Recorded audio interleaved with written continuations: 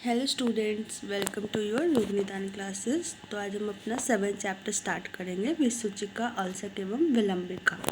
Start करने से पहले मैं आप लोगों को बोलना चाहूँगी कि आप लोग प्लीज़ चैनल को सब्सक्राइब करो एंड बेल आइकन को प्रेस कर दो, सो आपको नेक्स्ट क्लास का नोटिफिकेशन अपडेट होता रहे।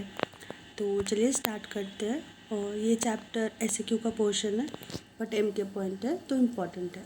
चलिए, क्या है फर्स्ट पॉइंट, डिफाइन विसूचिका। क्या है? जिसमें अजीर्ण से प्रकोपित वायु, मतलब इनडाइजेशन हुआ है और उसमें वायु भी प्रकोपित है, तो बॉडी में क्या सुई चुभने जैसी वेदना, मतलब कोई प्रिकिंग नीडल्स होते हैं वैसी चुभने जैसी वेदना होगी, दर्द होगा, तो उसे विसूचिका कहते हैं।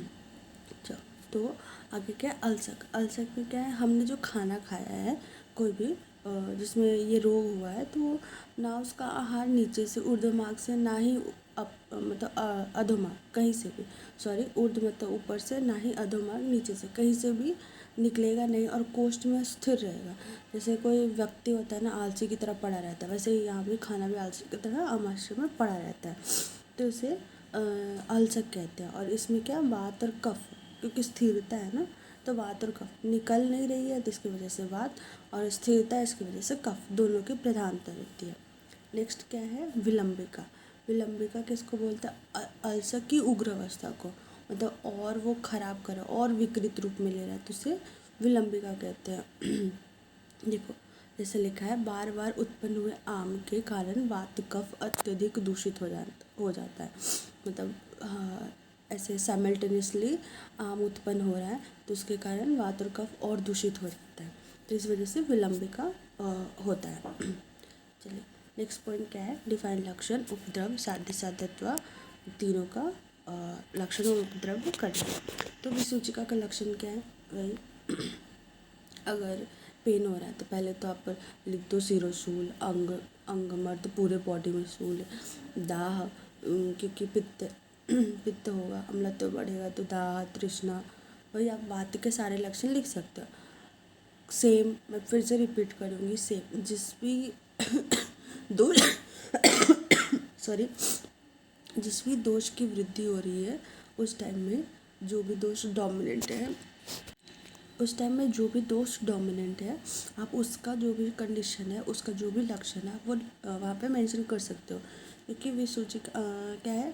विसूचिका में क्या बात है, तो बात में क्या शूल होता है, मूर्छा है, भ्रम है, दाह नहीं भी होता, आप नहीं भी लिखोगे तो चलेगा, और जृंभा है। ये सब जो नॉर्मल कॉमन पॉइंट्स हैं जो आएंगे वात के वृद्धि में, वो आप यहाँ पे मेंशन कर सकते हो अगर आपको याद नहीं आ रहा है कुछ भी। तो नेक्स्ट पॉइंट में अपने बढ़ते हैं, अल्सक के लक्षण। अल्सक में क्या है? कफ और वात है, तो ये हम दोनों इसमें लिखेंगे। अब पहले क्या, क्योंकि वहाँ पे बैठा है आलसक की तरह, फूड वहीं पे है, तो वात बढ़ा तो उसकी वजह से डिस्टेंशन होगा, तो अति कुक्षी अनाह, मतलब डिस्टेंशन ऑफ एब्डोमेन होगा। मूर्छा वात का है, शूल वात का है, अधोवायु व मल का पूर्ण अवरोध वात का है, तृष्णाधिक्य वात का व मन अतिसार नहीं होता है, तथा शेष विसूचिका के समस्त लक्षण मिलते हैं। मतलब जो विसूचिका में लक्षण है वो समस्त इसमें मिलते हैं। इसमें हम ये भी लिख सकते हैं कि निद्रा, आलस्य आता है, थकावट ज़्यादा होती है, निद्रा अधिक आता है, शिरोशूल होते हैं, तो ये सब पॉइंट्स आ सकते हैं। तो नेक्स्ट में बढ़ते हैं विलंबिका। विलंबिका किसको बोलते हैं? कि अल्सर के और उग्र अवस्था को। तो इसमें हम वही लिख सकते हैं, किसी भी मार्ग से मल की प्रवृत्ति नहीं होगी, और ये विलंबिका का पूर्णतः शूल रहित होता है।